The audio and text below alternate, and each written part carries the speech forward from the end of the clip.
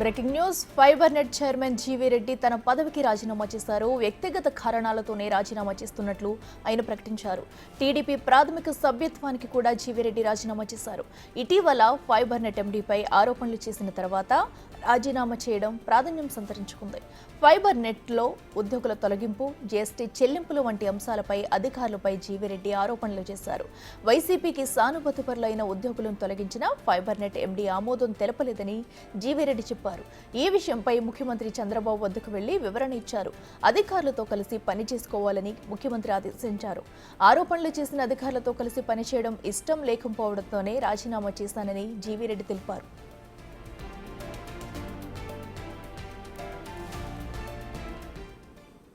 ఇదే అంశానికి సంబంధించి మరింత సమాచారం మా ప్రతినిధి శివ లైవ్లో అందిస్తారు. శివ, చెప్పినట్టు ఫైబర్ నెట్ ఎండీ అయితే జీవీ రెడ్డి రాజీనామా కూడా చేశారు. ఇప్పటికైతే డీటెయిల్స్ ఏంటి?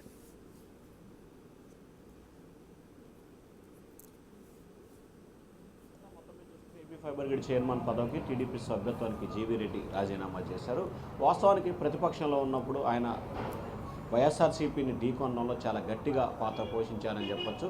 అందరూ అప్పట్లో వైఎస్ఆర్సీపీ వైపు వెళ్తున్నా ఆయన టీడీపీ వైపు వచ్చి టీడీపీ తరఫున తన వాదనని బలంగా వినిపించే ప్రయత్నం చేశారు, డిబేట్ల విషయంలో కానీ మిగిలిన విషయంలో కానీ.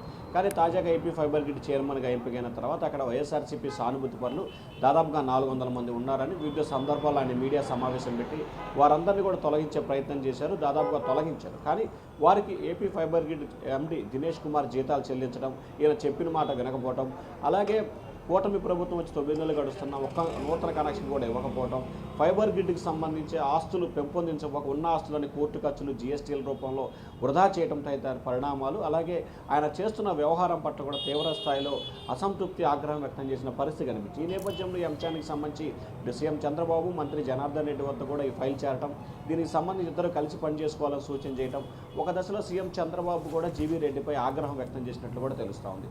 అధికారుల తీరుపై ఆ రకంగా బహిరంగ విమర్శలు చేస్తే ఎట్లా, నిన్ను చూసుకుని మరొకరు చేస్తారు, తద్వారా వారిలో మానసిక స్థైర్యం దెబ్బతిని ఇబ్బందులు పాలయ్యే పరిస్థితి ఏర్పడుతుందని చెప్పి ఆయన వ్యాఖ్యలు చేసిన పరిస్థితి కనిపించింది. ఈ నేపథ్యంలో వ్యాఖ్యలు చేయటం ఒక వ్యక్తి అయితే తిరిగి మళ్ళీ అతనితోనే కలిసి పనిచేయాలని చెప్పి కూడా సీఎం సూచన చేయటం జీవీ రెడ్డి కొంత ఇబ్బందికరంగా భావించడం తెలుస్తుంది. ఈ నేపథ్యంలో టీడీపీ నేతలకి 2 రోజుల క్రితమే తాను రాజీనామా చేస్తానని చెప్పి సమాచారం ఇచ్చారు. కానీ టీడీపీ నేతలు అతను బుజ్జగించే ప్రయత్నం చేసినా కానీ ఆయన ఏమాత్రం కూడా వినలేదు. కానీ ఏపీ ఫైబర్ గ్రిడ్కి సంబంధించి ఎండీ దినేష్ కుమార్ని ఎప్పుడైతే జీవీ రెడ్డి రాజీనామా చేశారో ఆయన రాజీనామాను ఆమోదించి సైమల్టేనియస్గా ఇటు దినేష్ కుమార్ని కూడా జీఏడీలో రిపోర్ట్ చేయాలని చెప్పి కూడా ఆదేశించిన పరిస్థితి కనిపించింది. అయితే టీడీపీ నేతలు మాత్రం దినేష్ కుమార్ని దీన్ని కొంచెం ముందుగా చేసినట్లయితే కనీసం టీడీపీ నేతలకి, కార్యకర్తలకి ప్రభుత్వం పట్ల, పార్టీ పట్ల ఒక నమ్మకం, గౌరవం ఉండేది.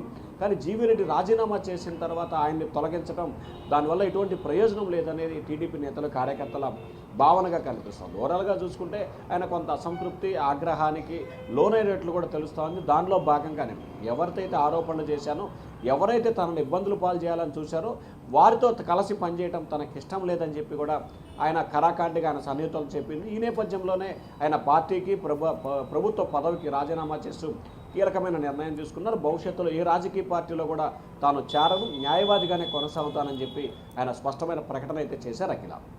Right Shiva, thank you.